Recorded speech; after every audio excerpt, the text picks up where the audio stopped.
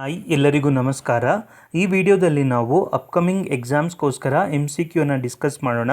ಇದು ಅಪ್ಕಮಿಂಗ್ ಬರುವಂತಹ civil police constable ಆ ಎಕ್ಸಾಮ್ ಕೂಡ ಹೆಲ್ಪ್ ಆಗುತ್ತೆ. ವಿಡಿಯೋವನ್ನು ಶುರು ಮಾಡೋಣ. First question, the Weimar triangle consist of which 3 countries? Weimar ತ್ರಿಕೋನ ಯಾವ 3 ದೇಶಗಳನ್ನು ಒಳಗೊಂಡಿದೆ? ವೈಮಾರ್ ಟ್ರಯಾಂಗಲ್ ಅನ್ನುವಂಥದ್ದು ಒಂದು ರೀಜನಲ್ ಕೋಆಪರೇಷನ್, ಅಂದರೆ ಅಕ್ಕಪಕ್ಕದ ದೇಶಗಳು ಸೇರಿಕೊಂಡು ತಮ್ಮ ದೇಶದ ಆರ್ಥಿಕ ಹಾಗೆ ರಾಜಕೀಯ ಅದ್ರ ಜೊತೆಗೆ ಭದ್ರತಾ ಸಹಕಾರಕ್ಕೋಸ್ಕರ ಇದನ್ನು ಮಾಡಿಕೊಂಡಿದೆ. ಸೊ ಅದು ಯಾವ 3 ದೇಶಗಳು ಅಂದರೆ ಆಪ್ಷನ್ ಬಿ, ಜರ್ಮನಿ, ಫ್ರಾನ್ಸ್ ಮತ್ತು ಪೋಲ್ಯಾಂಡ್. ಈ ದೇಶಗಳು ವೈಮಾರ್ ಟ್ರಯಾಂಗಲನ್ನು ಹೊಂದಿದೆ. ಐ ಹೋಪ್ ನಿಮಗೆ ಕಂಪ್ಲೀಟಾಗಿ ಅರ್ಥ ಆಯಿತು ಇದರ ಉದ್ದೇಶ ಏನು, ಹಾಗೆ ಯಾವ ದೇಶಗಳು ಇದನ್ನು ಮಾಡಿಕೊಂಡಿದೆ ಅಂತ ಅಂದರೆ ಜರ್ಮನಿ, ಫ್ರಾನ್ಸ್ ಮತ್ತು ಪೋಲ್ಯಾಂಡ್. ನೆಕ್ಸ್ಟ್ ಕ್ವಶನನ್ನು ನೋಡೋಣ.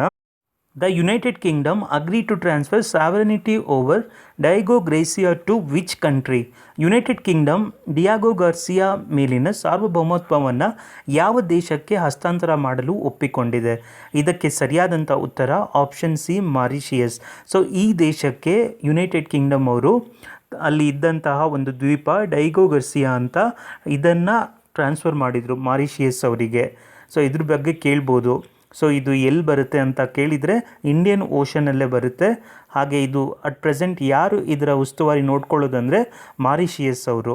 ನೆಕ್ಸ್ಟ್ ಕ್ವಶನನ್ನು ನೋಡೋಣ. Operation absolute resolve is associated with which country? Operation absolute resolve ಯಾವ ದೇಶಕ್ಕೆ ಸಂಬಂಧಿಸಿದೆ?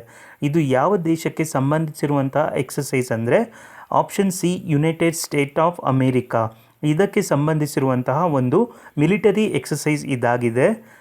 US ಮಿಲಿಟರಿ ಆಪರೇಷನ್ ಅವರು ವೆನಿಜುವೆಲಾ ದೇಶದ ಮೇಲೆ ಅಲ್ಲಿನ ಪ್ರಧಾನಿ ಅಂದರೆ ರಾಷ್ಟ್ರಪತಿಯವರನ್ನು ವಶಪಡಿಸೋದಕ್ಕೋಸ್ಕರ ಈ ಮಿಲಿಟರಿ ಆಪರೇಷನನ್ನು ಅಮೇರಿಕಾದವರು ಮಾಡಿಕೊಂಡಿದ್ರು. ಮುಂದಿನ ಕ್ವಶನನ್ನು ನೋಡೋಣ. Bagurumba dance is a traditional folk dance of which Indian state? Bagurumba ನೃತ್ಯವು ಯಾವ ಭಾರತೀಯ ರಾಜ್ಯದ ಸಾಂಪ್ರದಾಯಿಕ ಜನಪದ ನೃತ್ಯವಾಗಿದೆ? ಬಗರುಂಬಾ ಡ್ಯಾನ್ಸ್ ಇದನ್ನು ಬಟರ್ಫ್ಲೈ ಡ್ಯಾನ್ಸ್ ಅಂತಲೂ ಹೇಳ್ತಾರೆ. ಇದನ್ನು ಮುಖ್ಯವಾಗಿ ನಾವು ಅಸ್ಸಾಮಲ್ಲಿ ನೋಡ್ತೀವಿ. ಸೊ ಈ ಡ್ಯಾನ್ಸನ್ನು ಬೋಡೋ ಸಮುದಾಯದವರು, ಬೋಡೋ ಕಮ್ಯುನಿಟಿಯವರು ಈ ಡ್ಯಾನ್ಸನ್ನು ಅವರು ಮಾಡ್ತಾರೆ. ಸೊ ಅದಕ್ಕೋಸ್ಕರ ನೆನಪಿಟ್ಕೊಳ್ಳಿ, ಬಗರುಂಬಾ ಇದು ಒಂದು ಟ್ರೆಡಿಷ್ನಲ್ ಡ್ಯಾನ್ಸ್. ಇದು ಯಾವ ರಾಜ್ಯಕ್ಕೆ ಸಂಬಂಧಿಸಿದೆ ಅಂದರೆ ಅಸ್ಸಾಂ. ಹಾಗೆ ಯಾವ ಕಮ್ಯುನಿಟಿಯವರು ಇದನ್ನು ಮಾಡ್ತಾರೆ ಅಂದರೆ ಬೋಡೋ ಕಮ್ಯುನಿಟಿಯವರು, ಅವರ ಟ್ರೆಡಿಷ್ನಲ್ ಡ್ಯಾನ್ಸ್ ಇದಾಗಿದೆ. Next question, Somnath temple is located in which state of India? Somnath ದೇವಾಲಯವು ಭಾರತದ ಯಾವ ರಾಜ್ಯದಲ್ಲಿದೆ? ಸೋಮನಾಥ ದೇವಾಲಯವು ಭಾರತದ ಯಾವ ರಾಜ್ಯದಲ್ಲಿದೆ ಅಂದರೆ ಇದು ಗುಜರಾತ್ನಲ್ಲಿದೆ. ಇದು ಒಟ್ಟು 12 ಜ್ಯೋತಿರ್ಲಿಂಗಗಳಿದೆ ಅಲ್ವಾ, ಅದರಲ್ಲಿ ಇದು ಮೊದಲನೇ ಜ್ಯೋತಿರ್ಲಿಂಗ. ನನ್ನ ವಿಡಿಯೋ ಒಂದಿದೆ 12 ಜ್ಯೋತಿರ್ಲಿಂಗಗಳು ಯಾವ್ಯಾವುದು ಅಂತ. ಸೊ ಇಲ್ಲಿ ಕ್ಯಾಪ್ಷನಲ್ಲಿ ಮೆನ್ಷನ್ ಮಾಡಿದ್ದೀನಿ. ಸೊ ಅದನ್ನು ಹೋಗಿ ಒಮ್ಮೆ ನೋಡಿ. Next question, the phenomenon in which hotter water freezes faster than colder water is known as? ತಣ್ಣನೆಯ ನೀರಿಗಿಂತ ಬಿಸಿ ನೀರು ವೇಗವಾಗಿ ಹಿಮವಾಗುವ ವಿದ್ಯಮಾನವನ್ನು ಏನಂತ ಕರೀತಾರೆ? ಇದನ್ನು ಎಂಪೆಂಬ ಎಫೆಕ್ಟ್ ಅಂತ ಕರೀತಾರೆ. Option B. ಎಂಪೆಂಬ ಎಫೆಕ್ಟಲ್ಲಿ ಏನಾಗುತ್ತೆ ಅಂದರೆ ಹಾಟ್ ವಾಟರ್ ಇದ್ದಿದ್ದು ಬೇಗ ಫ್ರೀಸ್ ಆಗುತ್ತೆ ಕಂಪೇರ್ ಟು ಕೋಲ್ಡ್ ವಾಟರ್. ಇದನ್ನು ನೆನ್ಪಿಟ್ಕೊಳ್ಳಿ. ಎಂಪೆಂಬ ಪರಿಣಾಮ ಅಂದರೆ ಏನು? ನಾನು ಮೋಸ್ಟ್ ಎಕ್ಸ್ಪೆಕ್ಟೆಡ್ ಕ್ವಶನ್ಗಳನ್ನು ನಾನು ಹೇಳ್ತಾ ಇದ್ದೀನಿ. ಇದೇ ರೀತಿ ನಾನು ಹಿಂದಿನ ವೀಡಿಯೋಸ್ಗಳಲ್ಲಿಯೂ ಮಾಡಿದ್ದೀನಿ. ಪಾರ್ಟ್ 5 ತನಕ ಮಾಡಿದ್ದೀನಿ. ಒಂದು ಪ್ಲೇಲಿಸ್ಟನ್ನೇ ಮಾಡಿದ್ದೀನಿ ಸಿವಿಲ್ ಪೊಲೀಸ್ ಎಕ್ಸಾಮ್ಗೆ ಅಂತ. ದಯವಿಟ್ಟು ಅದನ್ನೆಲ್ಲ ಒಮ್ಮೆ ನೋಡಿ, ಇದರಿಂದ ನಿಮಗೆ ತುಂಬಾ ಹೆಲ್ಪ್ ಆಗುತ್ತೆ.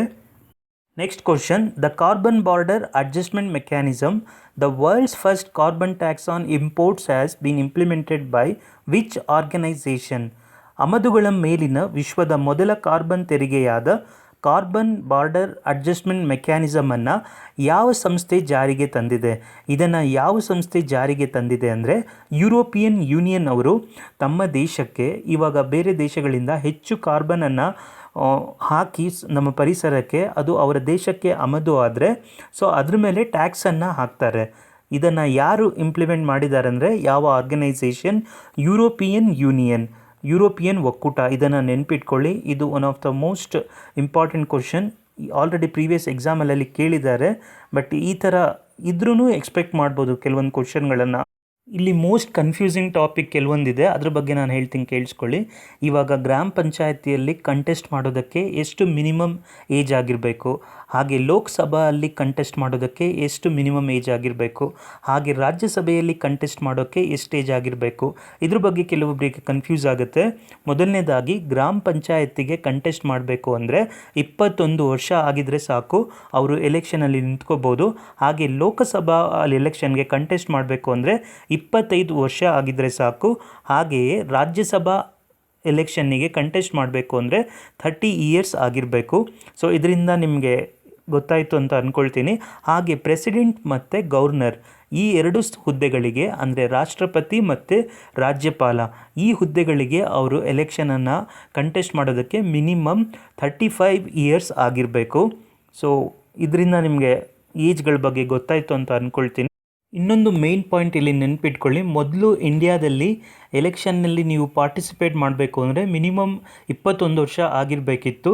ಇದನ್ನು ಸಂವಿಧಾನದ 61ನೇ ಕಾನ್ಸ್ಟಿಟ್ಯೂಷನಲ್ ಅಮೆಂಡ್ಮೆಂಟ್ ಆ್ಯಕ್ಟ್ ಮುಖಾಂತರ ಇದನ್ನು ಕಮ್ಮಿ ಮಾಡಿದರು. 21 ಇದ್ದಿದ್ದನ್ನು ಇವಾಗ 18 ವರ್ಷಕ್ಕೆ ಮಾಡಿದ್ದಾರೆ. 18 ವರ್ಷ ಯಾರು ಆಗಿದೆ ಅವರೆಲ್ಲರೂ ಪಾರ್ಟಿಸಿಪೇಟ್ ಮಾಡ್ಬೋದು ವೋಟಿಂಗ್ ಮಾಡೋದಕ್ಕೆ. ಸೊ ಇದು ಯಾವ ಅಮೆಂಡ್ಮೆಂಟ್ ಆ್ಯಕ್ಟ್ ಅಂತ ಕೇಳಿದರೆ 61ನೇ ಅಮೆಂಡ್ಮೆಂಟ್ ಆ್ಯಕ್ಟ್. ಇದು 1988ರಲ್ಲಿ ಬರುತ್ತೆ. Next question, who is the chairperson of national human rights commission? ರಾಷ್ಟ್ರೀಯ ಮಾನವ ಹಕ್ಕುಗಳ ಆಯೋಗದ ಅಧ್ಯಕ್ಷರು ಯಾರಾಗಿದ್ದಾರೆ?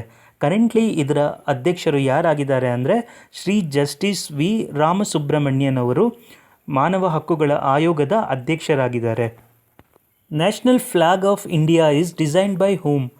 ನಮ್ಮ ರಾಷ್ಟ್ರೀಯ ಧ್ವಜವನ್ನು ವಿನ್ಯಾಸಗೊಳಿಸಿದವರು ಯಾರು? ಪಿಂಗಲಿ ವೆಂಕಯ್ಯ. ಇವರು ನಮ್ಮ ರಾಷ್ಟ್ರೀಯ ಧ್ವಜವನ್ನು ವಿನ್ಯಾಸಗೊಳಿಸಿದವರು, ಇವರು ಡಿಸೈನ್ ಮಾಡ್ತಾರೆ. ಹಾಗೆ ನಮ್ಮ ರಾಷ್ಟ್ರ ಧ್ವಜವನ್ನು ನಾವು ಯಾವಾಗ ಅಡಾಪ್ಟ್ ಮಾಡ್ಕೊಂಡ್ವಿ ಅಂತ ಕೇಳಿದರೆ ಜುಲೈ 22, 1947ರಲ್ಲಿ ಈ ರಾಷ್ಟ್ರ ಧ್ವಜವನ್ನು ನಾವು ಅಡಾಪ್ಟ್ ಮಾಡ್ಕೊಂಡ್ವಿ. ಭಾರತದ ಸಂವಿಧಾನ ಸಭೆಯ ಒಟ್ಟು ಸದಸ್ಯರ ಸಂಖ್ಯೆ ಎಷ್ಟಾಗಿತ್ತು? What is the total number of members of constituent assembly? Constituent ಅಸೆಂಬ್ಲಿಯ ಟೋಟಲ್ ಮೆಂಬರ್ಸ್ ಇನಿಷಿಯಲಿ ಎಷ್ಟಾಗಿದ್ದರು ಅಂದರೆ 389 ಜನರಿದ್ದರು. ಸೊ ಇದನ್ನು ನೆನ್ಪಿಟ್ಕೊಳ್ಳಿ, 389 ಜನರು ಕಾನ್ಸ್ಟಿಟ್ಯೂಷನ್ ಅಸೆಂಬ್ಲಿಯಲ್ಲಿ ಇದ್ದರು. ಸೊ ಇದರಲ್ಲಿ ಪ್ರಿನ್ಸ್ಲಿ ಸ್ಟೇಟ್ಗಳಿಂದನೂ ಇದ್ದರು, ಹಾಗೆ ಬ್ರಿಟಿಷ್ ಅವರ ಪ್ರಾವಿನ್ಸಸ್ಸಿಂದನೂ ಜನರಿದ್ದರು. ಸೊ ಇದ್ರ ಬಗ್ಗೆ ನೆನ್ಪಿಟ್ಕೊಳ್ಳಿ, ಒಟ್ಟು 389 ಜನ ಕಾನ್ಸ್ಟಿಟ್ಯೂಯೆಂಟ್ ಅಸೆಂಬ್ಲಿಯಲ್ಲಿ ಇದ್ದರು. Mahatma Gandhi conferred the title Rajshri to whom? Mahatma ಗಾಂಧೀಜಿಯವರು ರಾಜಶ್ರೀ ಎಂಬ ಬಿರುದನ್ನು ಯಾರಿಗೆ ನೀಡಿದ್ದಾರೆ? ಮಹಾತ್ಮ ಗಾಂಧೀಜಿಯವರು ರಾಜಶ್ರೀ ಎಂಬ ಬಿರುದನ್ನು ನಾಲ್ವಡಿ ಕೃಷ್ಣರಾಜ ಒಡೆಯರ್ ಅವರಿಗೆ ನೀಡಿದರು. ಏನಕ್ಕಂದರೆ ಅವರ ಜನರ ಪರವಾಗಿ ಅವರ ಆಡಳಿತ ಇತ್ತು. ಹಾಗೆಯೇ ಯಾವುದೇ ಒಂದು ಧರ್ಮಕ್ಕೆ ಒಂದು ಸ್ಪೆಸಿಫಿಕ್ ಇಂಪಾರ್ಟೆನ್ಸನ್ನು ಕೊಡ್ತಾ ಇರಲಿಲ್ಲ. ಎಲ್ಲರಿಗೂ ಸರಿಸಮಾನವಾದಂತಹ ಒಂದು ನ್ಯಾಯ ಸಿಗಬೇಕು ಅನ್ನೋ ರೀತಿಯಲ್ಲಿ ಅವರು ಆಡಳಿತವನ್ನು ಮಾಡ್ತಿದ್ರು. ಅದಕ್ಕೋಸ್ಕರ ಅವರಿಗೆ ರಾಜಶ್ರೀ ಎಂಬ ಬಿರುದನ್ನು ಮಹಾತ್ಮ ಗಾಂಧೀಜಿಯವರು ಕೊಟ್ಟಿದ್ದಾರೆ. ಯಾರಿಗೆ ಹೇಳಿ? ನಾಲ್ವಡಿ ಕೃಷ್ಣರಾಜ ಒಡೆಯರ್ ಅವರಿಗೆ. ಇದೇ ರೀತಿ MCQ ಬೇಕು ಅಂದರೆ ದಯವಿಟ್ಟು ಈ ವಿಡಿಯೋಗೆ ಲೈಕ್ ಕೊಡಿ, ಹಾಗೆ ಈ ಚಾನಲನ್ನು ಸಬ್ಸ್ಕ್ರೈಬ್ ಮಾಡ್ಕೊಳ್ಳಿ. ಪ್ಲೀಸ್ ನನ್ನ ಪ್ಲೇಲಿಸ್ಟಿಗೆ ಹೋಗಿ ಒಮ್ಮೆ ಎಲ್ಲ ವೀಡಿಯೋಸ್ಗಳನ್ನು ನೋಡಿ. ಇನ್ನೂ ಕೇವಲ 1 ವಾರಗಳು ಉಳ್ಕೊಂಡಿದೆ ಎಕ್ಸಾಮ್ಗೆ. ಸೊ ಪೊಲೀಸ್ ಎಕ್ಸಾಮ್ ಬರೆಯೋಕ್ಕಿಂತ ಮುಂಚೆ ಆ ವೀಡಿಯೋಸ್ಗಳನ್ನೆಲ್ಲ ಒಮ್ಮೆ ನೋಡಿ. ಕರೆಂಟ್ ಅಫೇರ್ಸ್ಗೆ ತುಂಬಾ ನಿಮಗೆ ಹೆಲ್ಪ್ ಆಗುತ್ತೆ. ಎಲ್ಲರಿಗೂ ಧನ್ಯವಾದಗಳು.